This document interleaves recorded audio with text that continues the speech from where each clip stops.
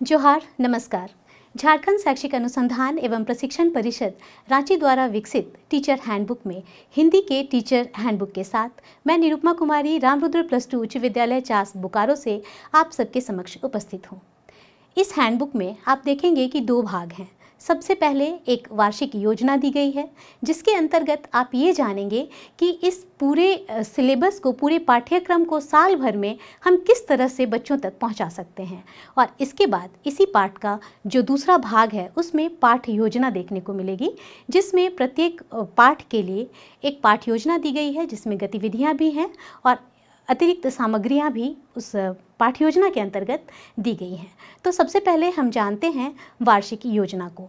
आज आपके समक्ष एक उदाहरण के रूप में 8वीं कक्षा का चौथा पाठ मैं लेकर आई हूँ। यहाँ आप देख सकते हैं कि वर्ग 8 की वार्षिक योजना है, जिसमें विषय हिंदी है और पाठ की कुल संख्या 18 है।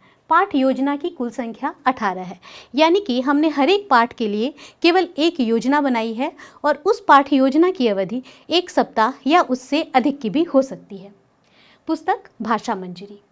सबसे पहले पाठ संख्या 4 की बात आज हम लोग कर रहे हैं। यहाँ पाठ का नाम है पद की पहचान, विधा कविता। अब यहाँ पे अधिगम प्रतिफल में एक अधिगम प्रतिफल है जो कि पूर्व की कक्षा से संबद्ध है, यानी कि उस अधिगम प्रतिफल को बच्चे पूर्व की कक्षा में भी प्राप्त कर चुके हैं, और एक अधिगम प्रतिफल है जो उनके लिए बिल्कुल नया है।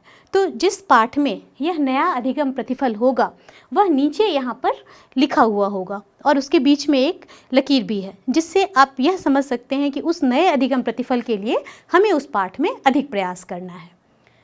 इसके बाद यहाँ है पाठ को पढ़ाने के लिए निर्धारित अवधि, यह 1 सप्ताह है। और इसके बाद पाठ योजना की संख्या यह 1 है, यानी कि एक सप्ताह के पाठ की पूरी योजना एक ही पाठ योजना में दी गई है। साथियों, हमारी जो हस्त पुस्तिका है वह कुछ इस प्रकार से दिखेगी और इसमें चौथे अध्याय के बारे में ही हम बात करेंगे। तो इस चौथे पाठ में, पाठ योजना में आप सबसे पहले देखेंगे ऊपर में एक कोड है H08-4, यानी कि हिंदी 8वीं कक्षा चौथा पाठ, और उसके बाद पाठ का नाम और उसके बाद समयावधि जो कि 1 सप्ताह है। इसके बाद हम बात करेंगे इसके अपेक्षित अधिगम प्रतिफल की, और ये अपेक्षित अधिगम प्रतिफल ही पूरी पाठ योजना में हमें सबसे ज़्यादा ध्यान में रखना है, क्योंकि अंत में बच्चों को इसकी संप्राप्ति होनी ही चाहिए। तो जितनी गतिविधियां हैं या जितने आकलन हैं वो सारे कुछ इससे ही संबद्ध हैं।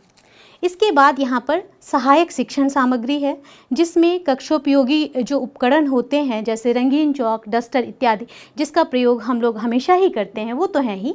इसके साथ साथ आप पाठ का ऑडियो वीडियो, चार्ट पेपर, कैंची, स्केच पेन, शब्दकोश जैसी चीज़ों को भी इसमें सम्मिलित कर सकते हैं। इसके बाद अभिनव शिक्षण युक्तियाँ। इस पाठ के अंतर्गत हम खेल आधारित शिक्षण या खेल को अपने शिक्षण में समावेशित करने की बात कर रहे हैं। इसके अलावा इसमें गतिविधियां भी हैं। पूर्व ज्ञान। इसके पूर्व ज्ञान के रूप में हम यह जानते हैं कि बच्चे कविता विधा से परिचित हैं और इसके पूर्व भी उन्होंने कई कविताएं पढ़ी हैं, और इसके जो शैक्षणिक क्रियाकलाप हैं हम उसके बारे में बात करते हैं। तो जैसा कि आप जानते हैं, किसी भी पाठ को शुरू करने से पहले सबसे पहले एक आवश्यक होती है प्रस्तावना।